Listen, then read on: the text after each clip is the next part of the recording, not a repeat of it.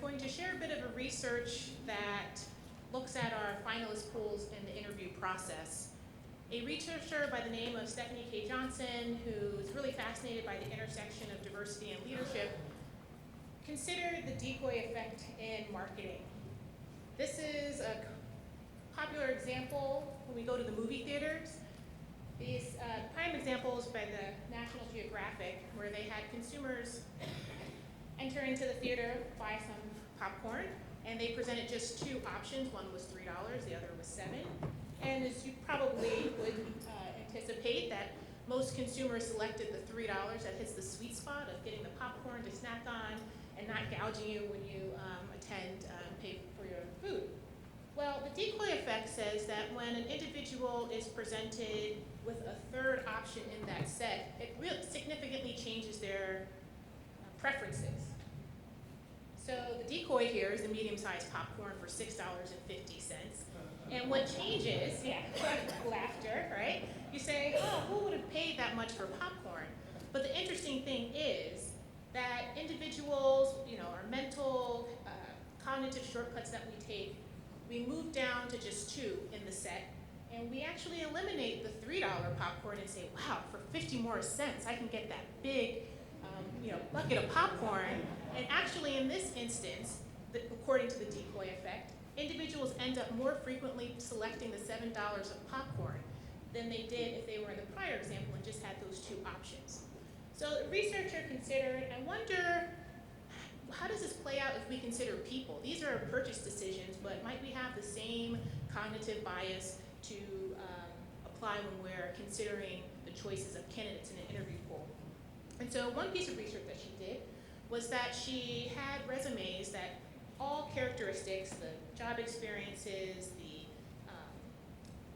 work experience that are listed on the resume were exactly the same, and the names on the resume were changed to either indicate stereotypically black names or stereotypically white names. And so in the study, a controlled environment, there were resumes that were provided to a group of individuals, two of whom are associated with white individuals. One had a predominantly sounding stereotypical black name. And they found that in this instance, those recommended for hire was a white individual from the candidate pool. Okay. Now, to flip this, there was also an instance where there were two African American applicants in this controlled environment based solely on the resumes. Again, nothing has changed with the resumes. Can you anticipate what the decision was? Hired the African American candidate. And so what the researcher observed was that there was a status quo bias that was taking place. And individuals were looking at the set, and just by kind of the curation of their interview pool, they didn't know that, but they were making their decision differently.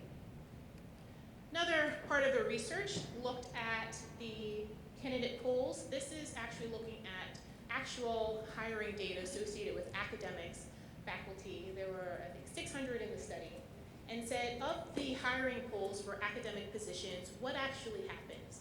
And so this topic of diversity is on women, but it was also performed to look at race, and we have the same findings. You would see that if you have 4 people in a finalist pool, probability would say that one woman in this bottom row would have a 1 in 4 chance of having a hiring opportunity. Similarly, if you have 2 women in the finalist pool, that 2 women would have a 50% chance, a woman would have a 50% chance of being selected and therefore.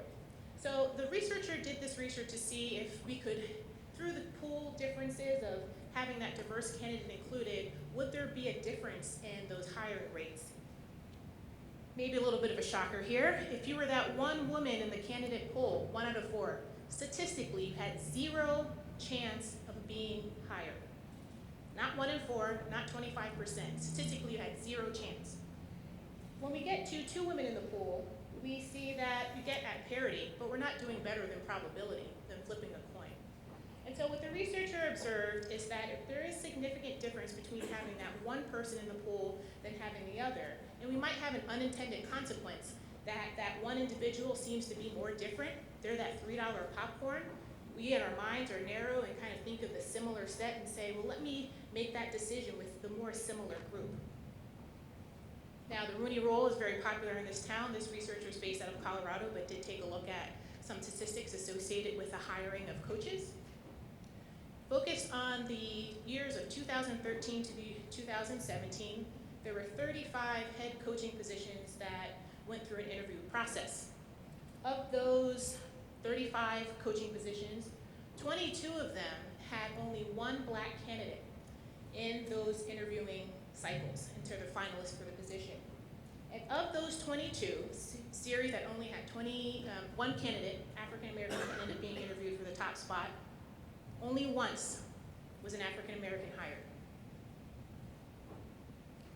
For another 12 of those positions, there were instances where there were 2 African American candidates who were being considered for the head coaching position. And we see that out of those 12 instances, 4 out of 12 of those positions went to African Americans. And so just by having that additional 2 in the pool made the difference of seeing more African Americans in this instance. Previously it was more women, but underrepresented populations represented in the finalist pool and actually being hired. So what does that mean? We have these unconscious biases, we're human, we have these mental shortcuts, that's why we do it. So we have to maybe, in this instance, take a status quo, and the researcher posits it that we can take the status quo to disrupt the status quo by being really intentional about the finalist pools that we have. And organizations can, for example, decide not to go through with the interview process until they have at least 2 in the pool into their finalist pool. So I'd love to talk a little bit more later on the panel or see me afterwards. And this is the research of Stephanie K. Johnson and Paul. Thank you.